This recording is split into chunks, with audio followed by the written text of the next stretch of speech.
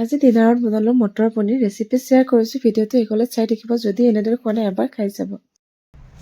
আজি এটা recipe video' share কৰিম আপোনালোকৰ লগত। মটৰ পনীৰ ৰেচিপি একদম ৰেষ্টুৰেণ্ট ষ্টাইলত।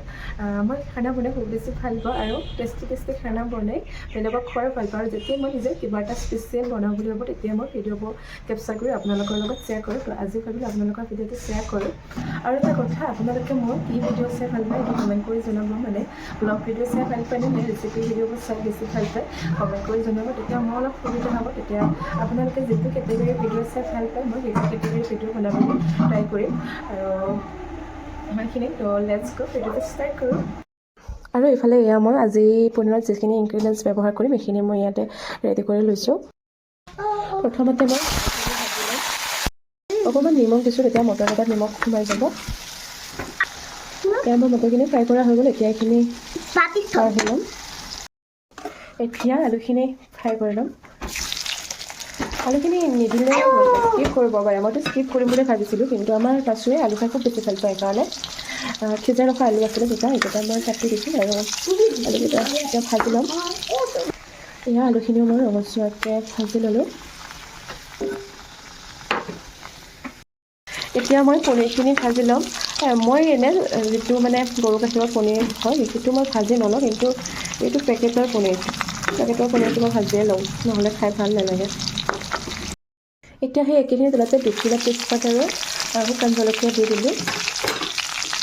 এতিয়া বেছি ৰখা আদা নহৰু পিঁয়াজ আৰু এফাল বিলাহীও আছিল, এইখিনি বেছি ৰাখিছিলোঁ। এতিয়া এইখিনি দি দিলোঁ। দি এতিয়া এইখিনি ভালদৰে ভাজি থাকিম।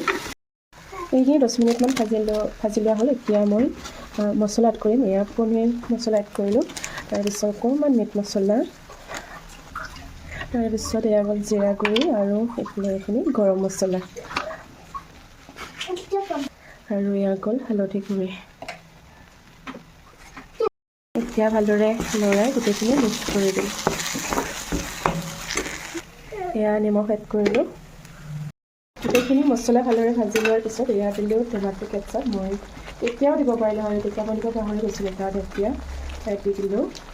আমাৰ ঘৰত ডাঙৰ টমেটো কেটচাপ আনিব নোৱাৰে, আমাৰ বস্তুৱে খুব খায়। সেইকাৰণে মই পাতি দিলোঁ। প্ৰায় বহুত দিন হোৱা নাই।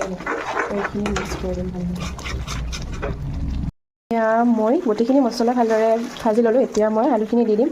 আলুখিনি যেতিয়া ভাজিছিলোঁ তেতিয়া মই কাটা চামুচেৰে মানে ফুটা কৰি দিছিলোঁ। তেতিয়াহে মানে এতিয়া ইয়াৰ ভিতৰত মছলাটো সোমাই যাব ন, খাই ভাল লাগে আলুখিনি তেতিয়া তেনেকৈ।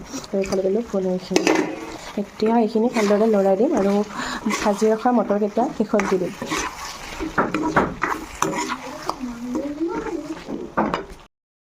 আলু আৰু পনীৰখিনি 10 মিনিটমান ভাজি লোৱাৰ পিছত এতিয়া মই গৰম কৰি ৰখা পানীখিনি দি দিম।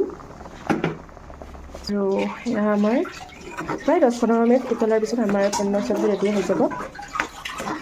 আৰু ইয়াত কিন্তু এটা বস্তু দিবলৈ এতিয়াও বাকী আছে, ভাজি ৰখা মটৰখিনি। সেইখিনি মই আকৌ পিছত দি দিম।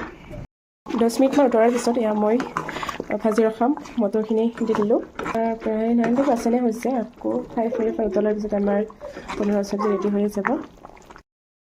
এয়া মোৰ পনীৰৰ চব্জি ৰেডি হৈ গ'ল। আৰু যিবিলাকে কেঁচা ধনিয়া খাই ভাল পায় তেওঁলোকে কেঁচা ধনিয়া দি দিব পাৰে। এতিয়া মই ইমান বেছি ভাল নাপাওঁ এইখন চব্জিত, সেইকাৰণে মই সেইটো স্কিপ কৰিলোঁ।